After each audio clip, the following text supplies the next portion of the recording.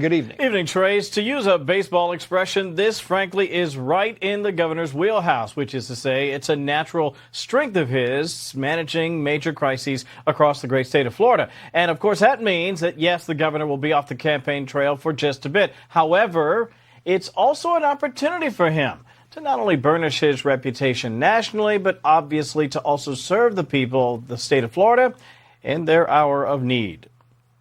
The storm hit landfall probably about 8 a.m. this morning.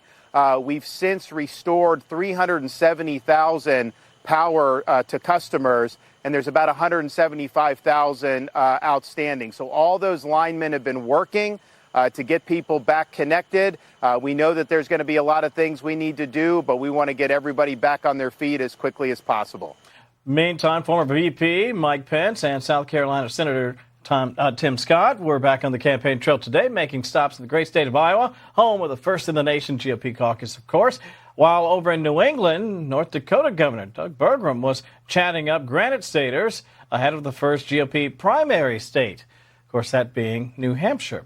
And then there's this. DeSantis' campaign is laughing off a suggestion tonight by former President Donald Trump that he might drop out of the presidential race. He said that on Truth Social. He called it a, quote, rumor, spelled it with 2 O's. The DeSantis camp is calling it fake news. Trace. Yeah, Kevin, thank you. Let's bring in managing editor of townhall.com, Spencer Brown, and District Media Group President Beverly Hallberg. Welcome to you both. Beverly, as the rescue teams, I'm not sure if you just heard it, are praising Ron DeSantis's, his actions during this hurricane. Does this help him in the presidential campaign, or is it not a factor?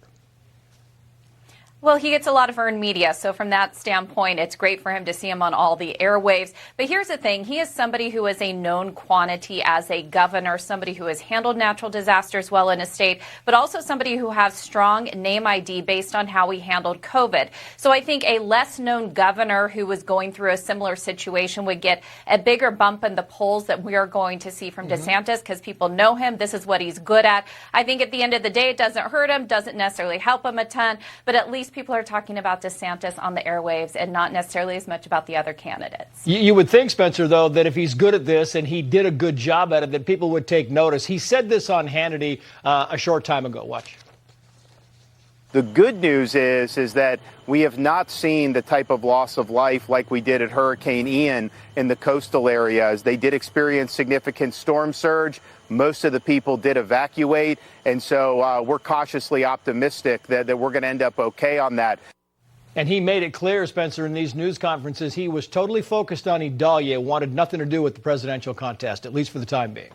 Yeah, that's right. And I think, no matter who your pick is for 2024, it's hard to deny that Governor DeSantis is putting on a masterclass in how to handle and lead through a crisis. And whether that be the preparation that went into this and even just the response, it's been less than 24 hours since the hurricane made landfall and already 6,500 miles where the roads have been cleared. They've restored power to more than 250,000 customers. It's clear that, as he pointed out on the debate stage, a lot of people might be talking about how they lead, but he's really showing exactly how he leads. And so I think that is a benefit to him. Again, and as Beverly was pointing out, this is kind of the first time in recent memory the airwaves have not been dominated by what's going on in courts with the former president. Yeah, that's a very true thing. I want to kind of shift now because you talk about leadership and they are also talking about age because it came up today with Mitch McConnell. Watch this. Your thoughts on running for re-election in 2026? What are my thoughts about what? Running for re-election in 2026. That's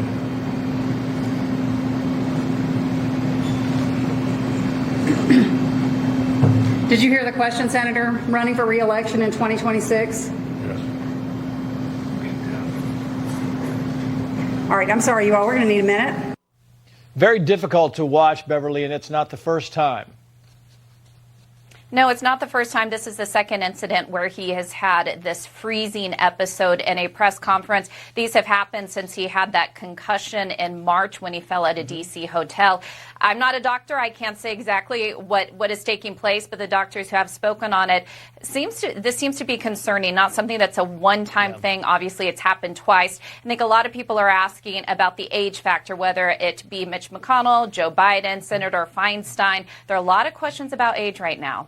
There are, and if you look at Joe Biden, you look at this AP NORC poll, put it up on the screen here. Overall, is Biden too old to effectively serve another 4-year term? Overall, 77%. The big surprise there is Democrats, 69%, Spencer. It's a big number.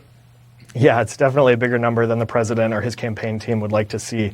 But I think it shows just how much Joe Biden is running against, which includes himself. You know, it's not just his record for the last 2 or so years. It's also the fact that the sort of display that he puts on is not necessarily inspiring confidence in the American people. And that's going to be another hurdle he has to overcome if he makes it all the way through to November.